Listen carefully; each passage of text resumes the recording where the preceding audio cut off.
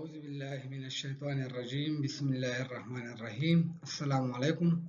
امید ہے کہ آپ ٹھیک ہوں گے، اللہ آپ کو ٹھیک اور صحت یاب رکھے۔ میں ہوں اسف اقبال احساس اور آپ دیکھ رہے ہیں اور سن رہے ہیں اردو دان۔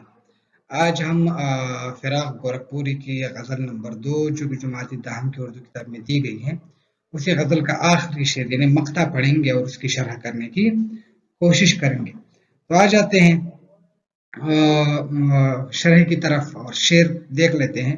جس کی فرقت سے پلٹ دی عشق کی کایا فراق، جس کی فرقت سے پلٹ دی عشق کی کایا فراق، آج اس عیسیٰ نفس دمساز کی باتیں کر۔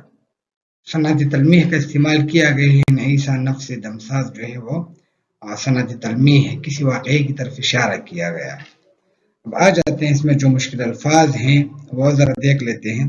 فرقت یعنی جدائی، فراق، عشق محبت کی انتہا، کایا پلٹنا یعنی حالت بدلنا، عیسیٰ نفس دمساز یعنی پھونک سے مردوں کو زندہ کرنے والا دوست۔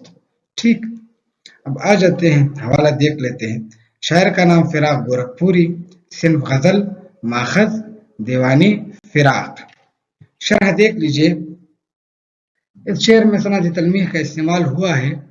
اس شعر میں شاعر کہتے ہیں کہ محبوب کی جدائی سے اب میری حالت نہایت ابتر ہو گئی ہے، یعنی جب سے میرا محبوب جدا ہوا ہے میری حالت جو ہے وہ نہایت ابتر ہو گئی ہے اور میں باقاعدہ طور پر اضطراب میں مبتلا ہوں، یعنی بے چینی میں مبتلا ہوں۔ میں اپنے محبوب کی وصل سے زندہ تھا، میری زندگی میں خوشی اس کی وجہ سے تھی۔ میں پہلے زندہ تھا، اب مر رہا ہوں۔ جب میرا محبوب میرے پاس تھا میں خوش بھی تھا، میں زندہ بھی تھا، میں اچھا بھی محسوس کر رہا تھا، میں پرسکون بھی محسوس کر رہا تھا۔ اب کیا ہوا ہے کہ میرا محبوب نہیں ہے تو اب میری حالت جو ہے وہ بہتر نہیں ہے، یہ اس کا معجزہ تھا۔ اچھا میری زندگی میں خوشی اس کی وجہ سے تھی، میں پہلے زندہ تھا اب مر رہا ہوں۔ جس طرح عیسیٰ پھونک مار کر مردوں کو زندہ کرتے تھے، یعنی عیسیٰ کا معجزہ تھا، وہ پھونک مار کر مردوں کو زندہ کرتے تھے اور پھر ان سے حال احوال پوچھتے تھے، یہ اس کا معجزہ تھا۔ اب میرے لیے میرے محبوب کی حیثیت عیسیٰ کے دم کی طرح ہے۔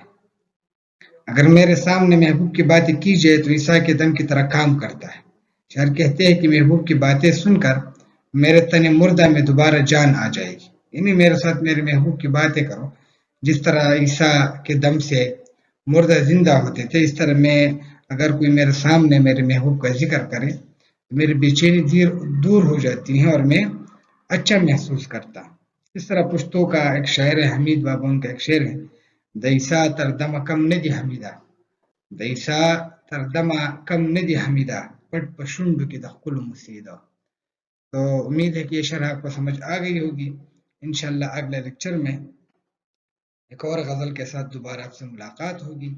تب تک دا اللہ پامان، خاد اور آباد۔